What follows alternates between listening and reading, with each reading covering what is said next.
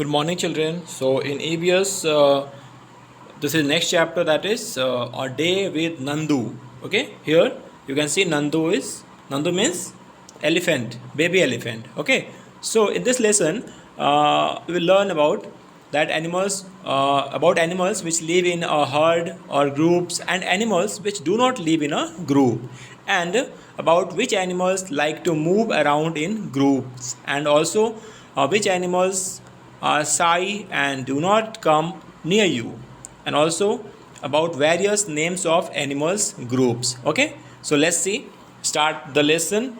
So open your book and go to page number 21. Yes, here you can see Nandu wakes up, है ना. Let's see. Nandu woke up and opened his eyes. For a few seconds he was not sure where he was, है ना.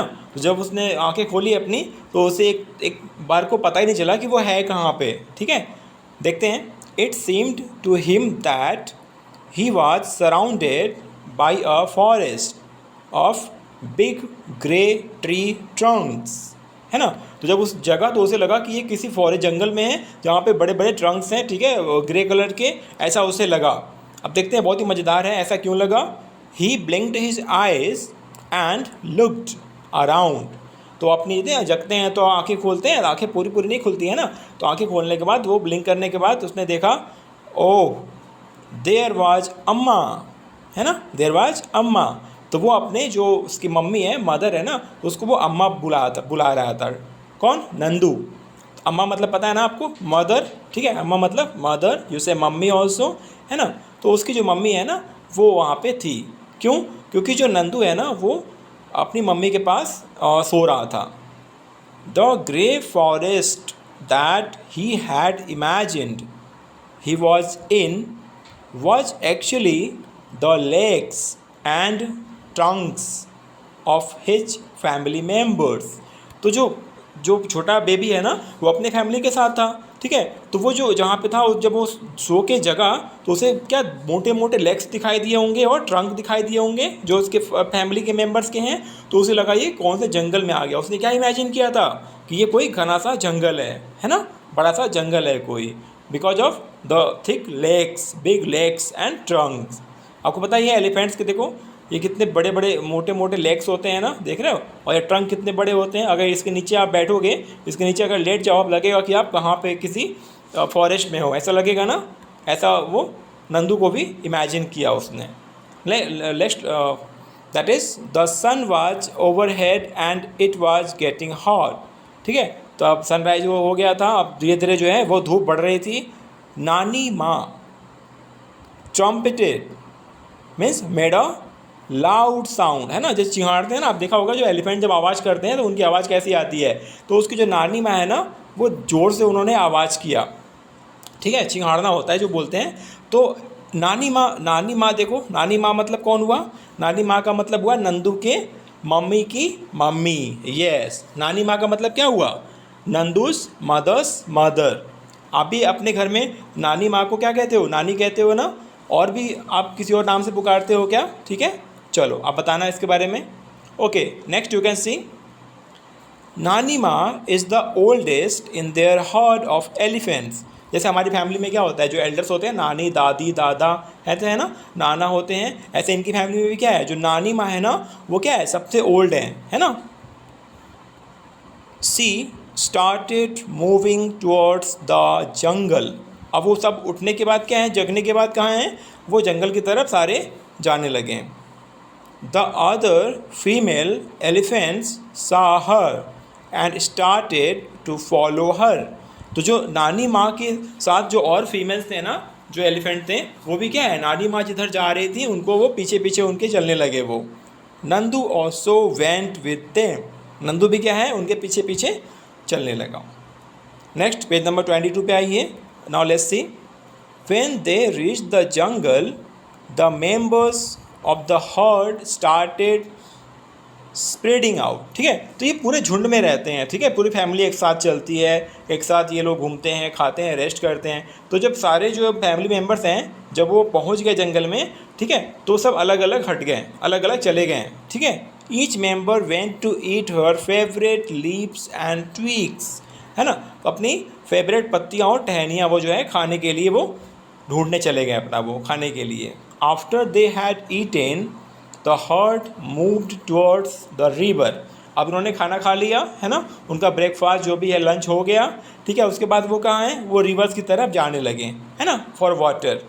The baby elephants, मतलब नंदू की बात हो रही है, enjoyed playing in the river, है ना, तो अब रिवर में चले गए। तो पता है आपको, आपने देखा होगा कि जब वो नदी वगैरह या पॉन्ड में चले जाते हैं तो खूब मस्ती करते हैं वो एलिफेंट, तो सारे वो अपने वो वाटर में जाके वो खेलने लगे। The mothers lay down in the water and mud on the river bank, ठीक है, तो वो देखो यहाँ देख रहे हो, ये सारे जो इनके फैमिली मेम्बर्स हैं, जो हर्ड है, इनका झुंड है पूरा, ये बेबी एलिफेंट दिख रहा होगा आपको, ये सारे क्या हैं, यहाँ पे आके लेट गए और ये अपने ऊपर कीचड़ लगाते हैं, ठीक है, ताकि बॉडी को थोड़ा सा कोल्ड रखें।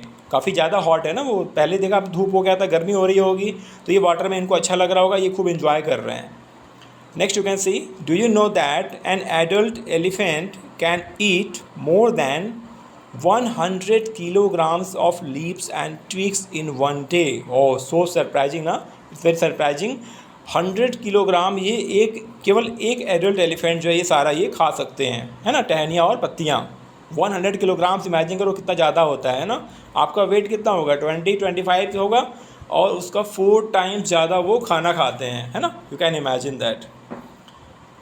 Elephants do not rest very much, है ना, बहुत ज़्यादा ये रेस्ट नहीं करते हैं। They sleep for only 2 to 4 hours in a day, है ना, 2 से 4 घंटे ही सोते हैं ये, और हमारा स्लीपिंग आवर्स कम से कम 6 to 7 आवर्स होता ही होगा।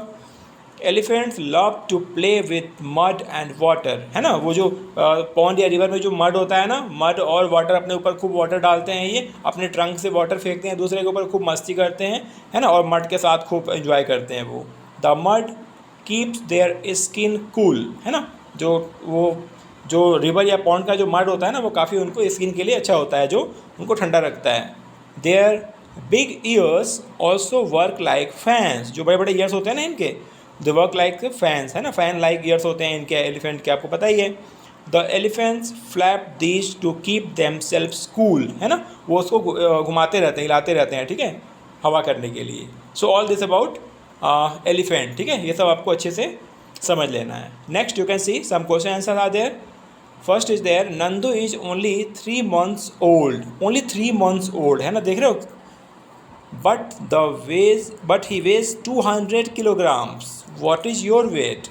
आप इमेजिन करके देखो कि आपके घर में कोई बेबी होता है ना, जो न्यू बेबी को बर्थ होता है, तो उसको 6 month 4 month 1 year तक वेट कितना होता है, मैक्सिमम आपको पता ही है 6 to 7 किलो होगा, केजी होगा, है ना, बट ये कितना है, ये केवल 3 months का है नंदू, एंड उसका वेट कितना है 200 kilograms, कितना ज़्यादा, 200 kilograms, है ना, 2 से 3 आदमी को मिलाएंगे तब तो 200 kilograms होगा, वो भी एडल्ट को, है ना, इमेजिन कर सकते हो ना आप। Now the question is what is your wait, है ना, तो आपका वेट आप इमेजिन करो या फिर गेस करके देखो, है ना।